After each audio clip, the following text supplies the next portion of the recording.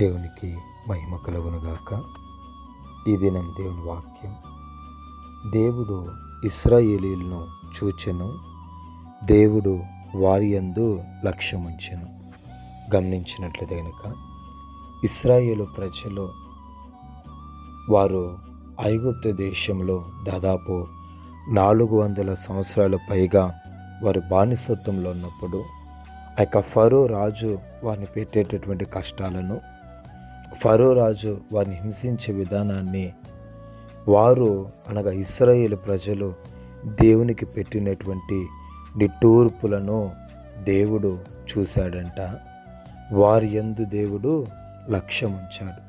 ఎలాగైతే ఇశ్రాయేలు ప్రజలు వారున్నటువంటి దురవస్థలో వారు దేవునికి పెట్టినటువంటి మొరను దేవుడు ఆలకించాడు. అంతేకాకుండా వారి యొక్క ఇబ్బందిని దేవుడు చూశాడు.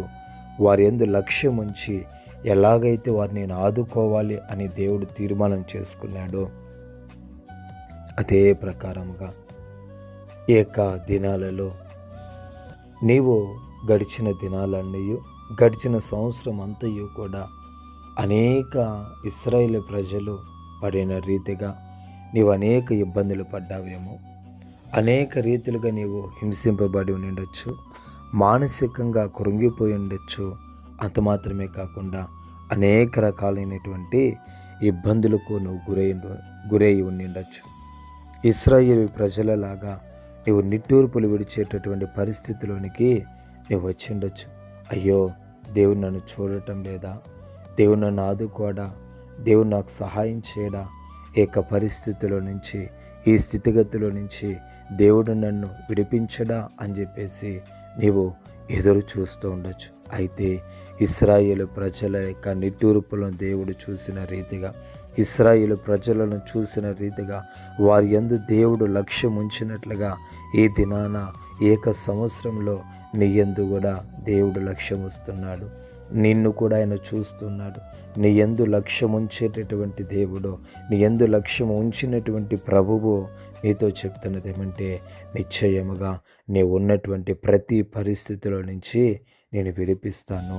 నీవు ఉన్నటువంటి ప్రతి అవస్థలో అన్నిటిలో నుంచి నిన్ను నిశ్చయముగా కాపాడుతాననేసి దేవుడు ఈ దినాన నీతోనే స్పష్టంగా మాట్లాడుతున్నాడు.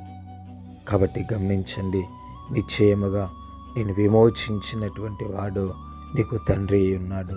కాబట్టి నిన్ను ఆయన విమోచించడానికి, నీవున్న పరిస్థితుల నుంచి నిన్ను దేవుడు విడిపించడానికే ఆయన సిద్ధముగా ఉన్నాడు. నువ్వు ఏ స్థితిలో ఉన్నా సరే, నువ్వు ఎటువంటి పరిస్థితిలో ఉన్నా సరే, నిశ్చయముగా విడుదల కొరకు నువ్వు ఎదురు చూడు. నిశ్చయముగా అద్భుత రీతిగా ఇశ్రాయేలు ప్రజలను ఐగుప్తు దేశంలో నుంచి విడిపించి పాలు తేనెలు ప్రవహించే కనాను దేశానికి నడిపించిన రీతిగా నీవు ఉన్నటువంటి అవస్థలు అన్నిటిలో నుంచి కూడా నేను విడిపించి నేను దేవుడు పైకి లేవనెత్తబోతున్నాడు.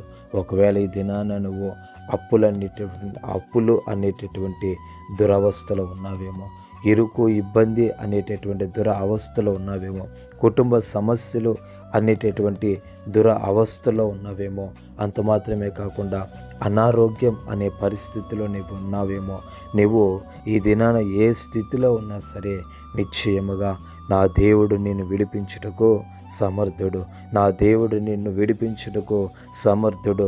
సైన్యములకు అధిపతికి యెహోవా పరిశుద్ధుడు, పరిశుద్ధుడు, పరిశుద్ధుడు. నిశ్చయముగా నేను నా దేవుడు విడిపించుటకు సమర్థుడు, శక్తిమంతుడై ఉన్నాడు. నిశ్చయంగా ఇక మాటల మీద నమ్ము, ఇక మాటల్ని విశ్వసించు. నీ జీవితంలో దేవుడు గొప్ప కార్యమును జరిగించునుగాక. అది కుటుంబ సమస్య అయినా, అప్పుల సమస్యలైనా, అనారోగ్య పరిస్థితి అయినా, అది ఎటువంటి ఇబ్బందులైనా, మానసికమైనటువంటి వ్యాధి అయినా, మానసికమైనటువంటి ఇబ్బంది అయినా, నువ్వు దేనిని ఎదుర్కొంటూ ఉన్నప్పటికీ కూడా, నువ్వు ఏ యొక్క దురవస్థలో ఈ దినాన ఉన్నావేమో, నిశ్చయముగా దేవుడి యొక్క సంవత్సరంలో నిన్ను విడిపించుటకు ఆయన సర్వశక్తిమంతుడై ఉన్నాడు. నిన్ను తప్పించుటకు ఆయన గొప్పవాడై ఉన్నాడు.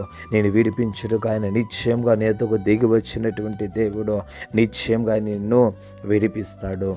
ప్రభువు యొక్క మాటలను దీవించుగాక. పరిశుద్ధుడా, ప్రేమగలిగిన యేసయ్యానికి స్తోత్రాలు నాయనా. ఈ మాటలు బట్టి మీరు దీవించి ఆశీర్వదించి మేలుతో తృప్తిపరచండి. యేసు నామములో అడిగి పొందుకొని ఉన్నాము పవిత్ర తండ్రి. ఆమేన్.